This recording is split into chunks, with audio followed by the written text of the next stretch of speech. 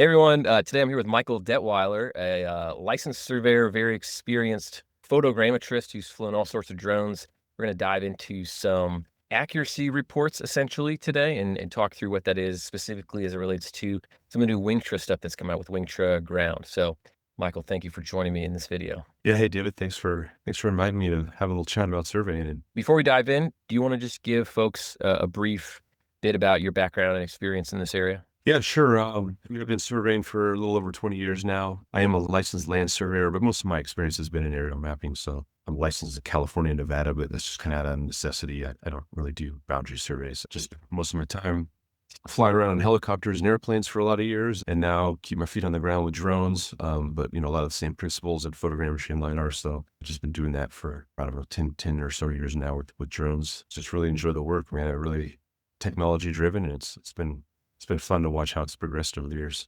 Yeah, at least in my mind, you're one of the most reputable people, I think, in the country to talk to about this, because I see you pop up all the time. Anytime there's like a debate or a topic that's people are talking about on LinkedIn or whatever, you're always there. Everybody respects what you say. Very cool. So, well, for today's video, we're going to go through some Wingtra, some people call them quality reports, map processing reports, essentially a way to assess the accuracy or how much you can rely on for the data that your ortho is or your different products are the result of your photogrammetry. So I'm going to share my screen and we're going to go through two projects that we did or that I did with some friends with the Wingtra ground kit. So we were flying a WingtraOne Gen II drone.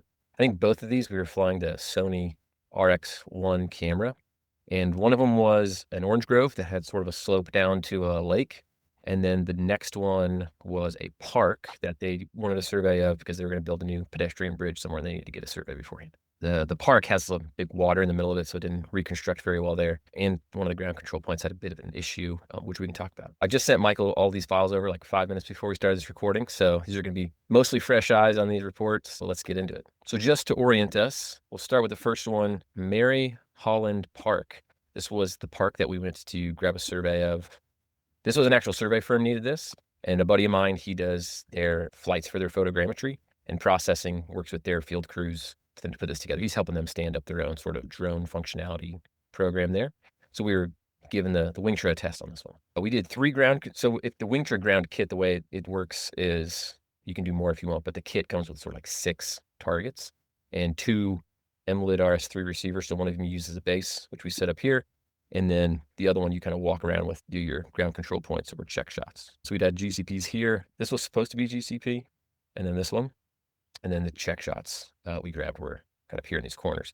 I could have tried to fight my way over here, but they weren't really as worried about this part. Like this is the main stretch that they were getting a survey of. And I didn't really feel like trying to tromp through there. So we didn't go grab one in that corner. Maybe that would have been the best thing to do. Maybe right off the bat, I'll tell you, this checkpoint looks like it threw it out because the way this works is it appears to log static data like at 1 second intervals for 30 seconds and then almost does like a PPK like point afterwards to get this where this GCP is.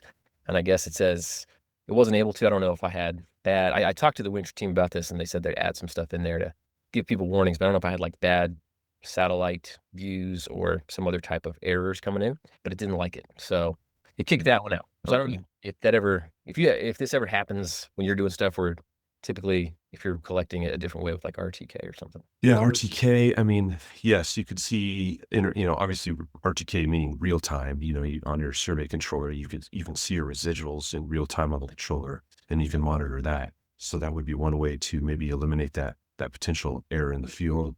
Otherwise, if you're still doing PPK with whatever a Trimble or a Leica setup, and you're using the PPK method, you wouldn't see those errors till you went into the post-processing software. So does that happen when you do it, even with, those, what would you call them, nicer, receivers? Yeah, it still happens, but it's more through experience. Proper field procedure would eliminate that. So nowadays we have so many satellite constellations between, Galileo and Beidou and GPS. You don't have those problems. I mean, back in the early 2000s, you had to plan your collection throughout the day based on where the satellites were. And so there were good times and bad times. Also just being, next to trees and buildings. From that zoom out that you have there, I'm not sure how close trees or buildings are. Maybe that potentially was a problem. There were some trees, but they were, a few dozen feet off. Yeah. Okay. Like here was our I mean, looking at it right now, those trees appear to be too close. But Okay. that's just for me looking at it right now. I never stepped foot on the site, so that'd be my first thing that maybe that caused the potential issue there. Okay. And then if it only allows you to log data for 30 seconds and then just stops it, that's a potential problem too. Because a lot of times, if you were to log the time of logging data with GPS can eliminate those. So if you were to log for an hour, 2 hours, there's a diminishing return on your length of logging, but most likely 30 seconds was too short. Maybe if you had increased it to 15, 20 minutes, it might have been able to have enough observations to then, average out and meet out those errors. All right. It's good feedback. This was the flight, the resulting map here that we got, our ortho. Let's take a look. If we go to, in Wingtra Cloud, if you go to view files and then view report, it kind of gives you this maybe quality summary here, if you will. Average, ground sampling distance, and then our RMS error. So for those that are watching who are not as familiar with RMS, like root mean square error, can you give them like a 60-second explanation of what XYZ RMSE is and what that's telling you? Right. So you're taking each you're comparing two things, right? So basically in this situation, you're taking where the position of the data from the drone so you have your base station and then you've corrected it from basically your drone as your rover. And so you've post-processed that. And then you have ground control points. So you're taking two known points and you're comparing those and you're calculating the error. It's calculating the error at each control point, no matter how many you have. So for this particular case, you have 3 control points or 3 GCPs. And then the root in the root mean square error comes from just square rooting those values so that they're all positive. Because if you're talking about in the vertical component, you could potentially have positive error. So where your values think they're above the ground. So your data from the drone thinks the surface is higher than your GCP, or you could have error where you think the data is below the vertical elevation of the GCP. So the root comes in there and it just squares all the values that they're all positive. Yeah, makes sense. Because if you had, let's say, 5 centimeters too high and then 5 centimeters too low, then it looks like, oh, you're right on, but really it's inaccurate in both directions, right? Exactly. Yeah. So exactly. That's a great explanation. So that's, I'm not a statistician, but that's it. That's the RMSE in a nutshell. Now, if you're looking for something that is, quote, like everybody loves to say survey grade accuracy. When they say that, is there like a standard we're talking about when it comes to RMSE? Yeah, so survey grade is a very confusing word. A survey grade is, I guess the best way to say is just as accurate as you can for surveying and engineering purposes. So for surveying and engineering purposes, you want, everybody's going to answer this different. For me personally, I want aerial survey data that is less than 1/10 of a foot. Okay. That is what is capable of the equipment out there, especially the Wingtra, because I fly the Wingtra and we use that here at my company. And so I know what it's capable of. And then just from any survey methodology, whether using a total station or a GPS or a drone, or I should say aerial surveying. Aerial surveying is your least accurate of any of those methodologies. I want to be 1/10 or less. Okay, cool. And is that on horizontal, vertical, everything? Both horizontal and vertical. Yep. And then for those less familiar, right, Z is always the vertical accuracy, and then X and Y is sort of like your, let's say, north and east kind of. Exactly. Well, in here, it's just sort of our settings that we had, what coordinate systems we were in and all that. Now, when it comes to calibrating images, I'm going to flip over here. This is the quality report. This is the actual report that gets spit out by Pix4D. Here, at first, I was concerned when I saw this. I was like, oh, image calibration, what was this? But then I realized that if we go back here, I had all this water here and here. I'm actually surprised it reconstructed this. There's water on kind of the center of our map. And then if we look down later in the report for the tie points, your key points, they call it, like it kind of didn't really have a whole lot there.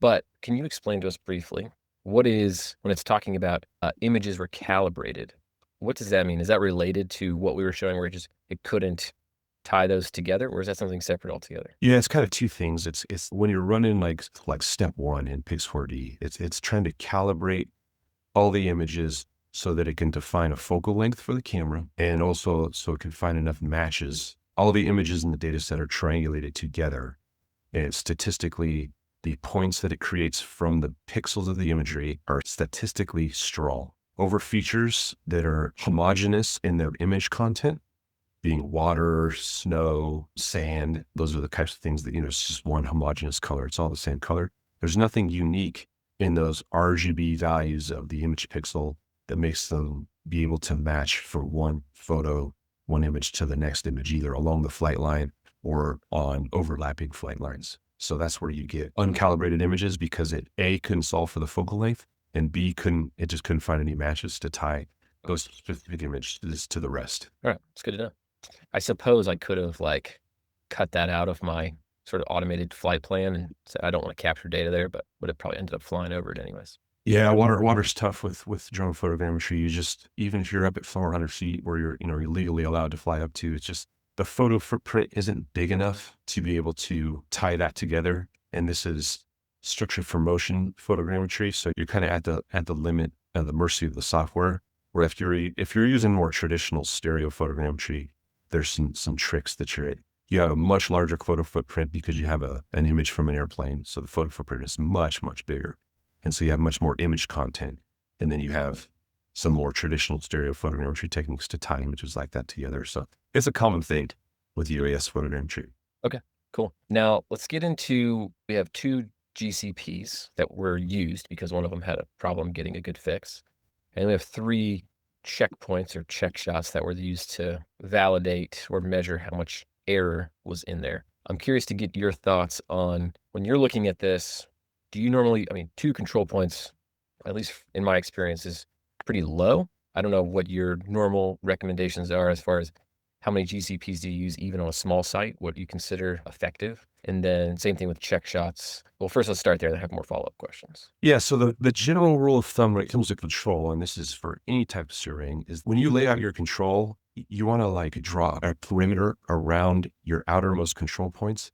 Anything you're mapping needs to be inside that control perimeter. We call it a control network. So any data that's important to you needs to be on the inside of that. So your control, the statistics of a control network, the accuracy of it breaks down quite a bit as you move outside of the perimeter of the control network. But anything that's important to you, anything that's mapping or any mapping that you're going to be doing needs to be inside of that. So if that's very simple on a square, right? You would just put a control point in each corner and one in the middle. Now, sites aren't always perfect, right? So you have some irregular shapes. So you need to put the control in enough corners and draw yourself a perimeter around those to make sure that you have your data set is within that. So that's the quick 1-minute version of how to set up a control network. Okay. And then as far as when you're doing check shots, which is, a way to measure, hey, here's where the map said this point should be. And then I'm actually going to independently measure it with a whatever GNSS receiver. Where did the GNSS receiver say it was? And then let's look at the difference. How many check shots are you normally getting? Do you have any type of standard for, when you're doing these types of jobs? Yeah, I follow the ASPRS, the Geospatial Data Accuracy Standards that, recently just last year was updated from a minimum of 20 checkpoints to a minimum of 30. They updated that based on the central limit theorem. I just pulled it up. I'll read it to you. It just still doesn't make any sense to me, but the central limit theorem states that the distribution of sample means will approximate a normal distribution regardless of the original population's distribution as the sample size becomes sufficiently large. Basically, this means that even if you're working with data that doesn't follow a normal distribution, the averages of multiple random samples from the data will tend to cluster around the population mean in a bell-shaped curve. With all that mathematical jargon there, they're basically saying that you just need more. So that's the reason they went from 20 to 30 is that you just need more points to spread out your error across a site. Is kind of how I take that. Sample size, basically. Bigger sample size, exactly. And the way I see it is, and just in practical terms, not even thinking about that math, is like I want checkpoints spread across my entire site so that I can catch errors across the whole thing. Like 3 is just not enough. Like, because you could have 3 up in your northeast corner of your site. Well, how do you know that there's no errors throughout the rest of your site? So it's not just the number, the 30, but it's the distribution as in geographic distribution. To try to make them as evenly spread across the site. That depends on the site and the challenges of that, but that's the goal, right? Well, let's just look at this one. So as you're looking at this one, there's only 3. They were relatively spread out. Given our site, right? We were more mainly concerned about this area. So they're down in the bottom corner, then northish, east, and then northwest corner. Since there's only 3, we were getting 0.04, 0.02 for horizontal, and then vertical looks like 0.04 again. Do you feel like, oh, that's actually really good? Or are there anything that stands out with this where you're like, I don't necessarily trust that? I mean, like, where does this land in when you're looking at this? Yeah. So in my opinion, all that really tells me is the data set is good and it fits within itself very well. That's all that really tells me. And that's all over my career that I'm willing to extract out of that information. That is a statistical model of how it fits within the software. Now I've found that as you then generate a DSM and you generate a point cloud, more error is introduced. I don't know why or how, but there's more error introduced. So I actually take this with a grain of salt. This literally just, I look at this and I go, okay, the data, the quality of the data is good. It fits within itself. And then I run the rest of the deliverables, the products out of the photogrammetry software, and I put it in another software and I check it independently outside of, particularly this one, Pix4D, because I want to take my checkpoints and I want to check them to deliverables, not to something that's internal within the software. Cause that's basically all we did there is we have the checkpoints in the software, but they're not necessarily checking to what I'm then going to use downstream for creating a deliverable. So you get some type of like DSM to pull it or point cloud and pull it into some other, like what other software are you typically pulling it in? Yeah. So for me, the workflows, we would take the main deliverables, the ortho, the point cloud, and the DSM that's generated in Pix4D. I would put that at global mapper. Then I'm going to take a CSV coordinate file of my 30 checkpoints. I'm going to put that into global mapper, and global mapper has their own tools to do their QA checkpoint analysis. Okay. And so then I'm going to check those to the point cloud, to the DSM, that I'm then going to start, creating a topographic map. And that's an intermediate step. And then we do that whole thing over, because 99% of what I do is a CAD deliverable, which is reduced interpolated data. We check it again at the end from the final CAD deliverable with those same amount of checkpoints. That's where, like I said, in my workflow, I have 3 points where I check checkpoints: Pix4D, global mapper, and then in CAD. Data is manipulated several times throughout that whole process. And I want to make sure that I know where I'm losing accuracy in the reduction of data. And then I know in each step, what my constraints are. Cool. That's good to know. Well, and just as a caveat too, I only did 3 check shots. I call them check shots, even they're called checkpoints here, because the little kit, I was trying to go by the kit, what it had. It's got 6 targets. I could have taken, the software allows you to put in as many check shots as you want. So if I could have gone on there, 26 more, 27 more, whatever, if I wanted to, and had the time to go out there and do it and had more targets, or I think with Pix4D Cloud, you actually have to have the physical target shape for it to recognize it and measure it. You can't just be like, oh, I'm going to take the corner of this chevron or whatever. Okay. Check shot. I think I could be wrong on that because it kind of automatically picks up those targets. But I guess if you had enough targets, you could lay them out more and I could do a ton more check shots. So I don't think this is a system limitation per se. It's just more, I didn't have 30 targets to lay out, you know what I'm saying? And then if you were bringing it into something else, like, you're talking about a different type of software where you can more manually select a check shot and get that to look at it. Like if you can pick out a feature or something that you measured. Right. Let's look at this one. Different project. This was a orange grove that is being turned into a housing development. This is actually pretty common in Central Florida where I'm from. There used to be tons of orange groves, but disease that's coming through and killing all the trees. And then at the same time, there's a ton of people moving to Central Florida. So there's high demand for empty land to build developments and stuff. So they sold this off to a developer, and you can see like these are just rows of old orange trees with some swampy stuff in the middle. So they needed a topographic survey of this, which the survey company actually already did. We just came back out here to do sort of like a test flight with the Wingtra and then maybe compare to see what they had. But on here, we did the same thing. We laid out 6 targets and shot these.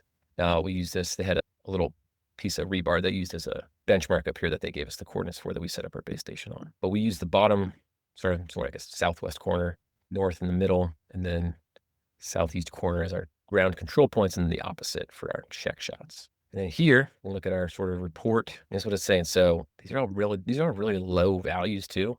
She tells me like this Wingtra is like ridiculously accurate. If you're looking for 1/10 of a foot, right, this is 10 times better, Right. 10 times better. Or maybe I would wonder how that would change if we got like sort of like the 30 check shots like you're talking about and running that through. Right. I mean, let's see, your average GSD is less than an inch. I'm guessing that you're like, 200 feet? Well, we were at what was your flight altitude? We were at 400 feet, but we had the RX1, which I believe has like a longer focal length. So I think that brings the GSD down. Yeah. And GSD is directly related to your accuracy as well. So the general rule of thumb on that is you take whatever GSD. So say you're flying at an altitude, depends on the camera, you're going to acquire 1-inch GSD. 1 to 2 times, multiply that by 1 to 2 times, and that's going to be your estimated horizontal error or your inaccuracy. And then take that 1-inch GSD and multiply by 2 to 3 times, and that's going to be your vertical error. So this is, you just got to keep those in mind too. It's like, what is the intent of your project? Are you doing inspection where you need to see the bolts on a power line, on some little insulator on a power line? Or are you just doing general topographic mapping for dirt? And so that those requirements are different, but you just got to keep that error theory in mind and how it relates to GSD. So the fact that you have a 0.06 GSD, those RMSE errors make sense, right? You have a really low GSD, and therefore you're going to have a really low RMSE error. I would expect if you bump that up to 1-inch GSD, you would see those errors be larger. That's good. And that's just a limitation of photogrammetry. It's just is what it is when you're trying to reconstruct the ground from images. Yeah. And then you can see this one for the calibration. I didn't have that same, there wasn't a ton of water here. So it looked like I was able to get all those. I think there were a few over the little patches where there was not unique trees that didn't grab very well, but I mean 99.6. Here's the report for that one. So it did grab all 3 ground control points worked. That area is more open. So maybe that kind of what we were talking about earlier, about just having less interference. And that's the benefit of having a PPK-enabled aircraft like a Wingtra, is where the error that you get from just the base processing is more or less uniform. So your whole data set is either too high, the whole thing is too high in the same direction, too low in the same direction, or horizontally it's incorrect in the same direction. You only need your GCPs to really just suck up the remaining little bit of that error, whatever little shift you have. When you're using, we talked about years ago now, and maybe like a DJI Phantom 3, look at some huge errors that aircraft had with GPS.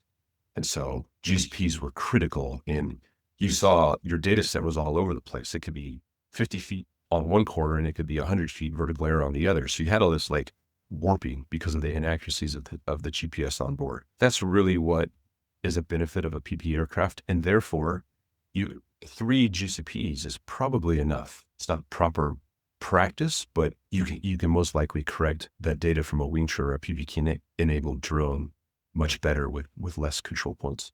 Yeah, that's good. And I experienced what you were saying. I did a mapping thing one time. I think just like used the Air 2 or one of those like kind of, consumer grade drones that you can still run, through, I think it was like 12 megapixel images. If you just throw it in there, raw data, no corrections, no ground control points. Yeah, it was, I think, hundreds of feet off vertically. Yeah. That's pretty cool. It just forces the software, because the software is running several iterations to get everything resolved. And so if you can start, and this is kind of statistics 101, if you can start closer to your known value, then the software has to run less iterations to get where it thinks it needs to be. That's the benefit of having data that's PPK processed and you put it into the software. It is so much more closer to where it needs to be. And so your errors are much smaller. Yeah, that's great. And then you were saying, 3 is probably enough in this instance, but again, there's no limit to how many control points we could have done if we were just limited on how many physical targets we had with us at the time. Sure. I mean, if you're doing, survey grade or engineering grade, you'd want more targets closer together. But, if you were just doing some tree inventory, just some veg mapping, maybe that 3 is fine. Cool. When you're looking at this, there's error ellipses in there. So the error ellipses is just showing you like what the difference is between the computed and the known position of the image center. Now on this particular data set, everything just looks like a circle, right? You don't see really any error ellipses. And that's a good thing. That's good. That's what you want to see. If you start to see any, usually I see it kind of on the perimeters of the data set, you'll start to see error ellipses that are really elongated in one direction or another. And whatever way that error ellipse is elongated means that's more error in that direction. But again, with PPK, because you're starting from a much more closer known point to where reality is, you don't see that as much. That right there is a good data set. Sweet. And these are just our key point matches. So it's where it finds the same sort of fingerprint within each image. Right. So it just means that those darker areas just mean there's a lot more detail in the image content. So you get a lot more unique matches in those areas. Yeah, if we look at our map here, you can see that it looked like this was sort of this little pond, and then down here was some water. So I'm guessing that's what this was here, way down here. So makes sense. Basically, everywhere there was land, it did a pretty good job. It's amazing to me how many tie points they have. I mean, that's 34 million. So at least 2 images, 30 million 3D points. Yeah, a lot of points, a lot of data. But so much processing power. Anything else you wanted that you think people would be good to know? Or are these sort of? Yeah, I would go back. It would be like the camera optimization settings, internal camera parameters. So we're talking about, you want to start as close to reality as you can. So this is where you have, your initial. So the initial values of your focal length and your principal point and your X and Y axis, that comes from the database that's already in Pix4D. So, softwares like Pix4D or SimActive, Correlator 3D or Metashape have libraries from all these cameras, and they just kind of put in some generic factory settings for those. Then the software, when it processes that first initial step, it's doing the block bundle adjustment and doing the aerial triangulation, which is an older term from stereo photogrammetry. And then you get a calibrated set of values for that. So that's what that's showing here. So initial is the camera database. Optimized is how the software calibrated it. So you want those values to be as close as possible. Once those become much further apart, it means you started from a much further place away from reality. That can give you fits with processing. So just looking at this, you had a 32.79 focal length and it calibrated a 32.82. So that's really close, right? We're talking about 1 millimeter. And so that's a good place. And that's majority of the time end up in a good data set. Really a problem these days, I mean, I'll go back to like the Phantom 3, or if anybody was using a GoPro on a Phantom, those issues were much bigger then. Okay. Nowadays we have quote unquote mapping cameras on drones. So not as much of an issue, but just something I always look at in the quality report. Cool. Yeah, I have never really gotten in too much into the camera parameters, but that's interesting to know. What was this principal point again? This is like where it thinks the center of the image is? Yeah, so that's the coordinate system of the image itself, or the actual CCD chip inside the camera that the light is illuminated onto. Okay. So it has its own coordinate system. Those XY coordinates are the center, the principal point, the center of that chip. I see. In pixels or in millimeters? Exactly. Okay. Interesting. Cool. What's all this K123, T12 stuff? Those are like tangential distortion and radial distortion of the sensor. Man, you better Google that stuff. Every camera has its own set of those values. Gotcha. And those are just beyond discussion? Well, it's like the perfect scenario is where you have a sensor in your camera that's perfectly flat, industrially graded in a clean room, a lab where it was just made perfectly flat. Now that doesn't exist, right? Like if you're talking about $1 million large format camera that goes in an airplane, there's a reason you pay $1 million for those, because those sensors are nearly flat, and that therefore produces a more or less undistorted image, and therefore you get a very high accuracy mapping product from that. These are kind of off the shelf Sonys that have been modified a little bit to be more mapping grade, but there's still errors. That's what the tangential and radial distortion is, the distortion from the chip that then propagates to your images. There's known values for those that come from the factory, and then they get generated in the calibration step in the software. Cool. You can always go deeper. It seems like there's so much in here that goes into photogrammetry. It's wild. Exactly. I mean, if you just know about it and you kind of keep your eyes on things, you're good. You don't really need to geek out on all of it. You know what I mean? It's interesting to know though what it is. If you're looking at it, like, oh, how important is this, for me to look at? Awesome. Cool. Well, Michael, thanks for coming on here and walking us through quality report in a lot of detail, for giving us your thoughts, opinions on how to look at accuracy, how you assess it when you're looking at your jobs, what you aim for. So I think that's helpful for a lot of people who maybe are trying to learn more about this and become better equipped themselves with knowledge on doing this stuff the right way. Yeah, absolutely. Yeah, thanks, David. Thanks for, putting this stuff together and putting these videos out. I think it's a phenomenon on the internet. You can learn a lot of stuff by just self-educating yourself on the internet. And obviously it takes people like you to put that stuff out there. But I think everybody sells equipment, right? And you always got to just believe them to a certain degree. But it's like stuff like this that people are out actually putting out test cases and use cases. I mean, I think this is the most valuable stuff for anybody who wants to actually do work and make money and have their reputation online. It's very useful. Yeah, well, no. Thanks to people like you who actually know what you're talking about, who are willing to talk about it. So it's fun for me because I just get to go, hey, let's get some people who know what they're doing, and I get to learn some stuff and find out interesting things. So I get to, yeah, it's all good, man. It's all good. Just sharing the wealth. Awesome. Well, thanks, Michael. I'll see you later, man.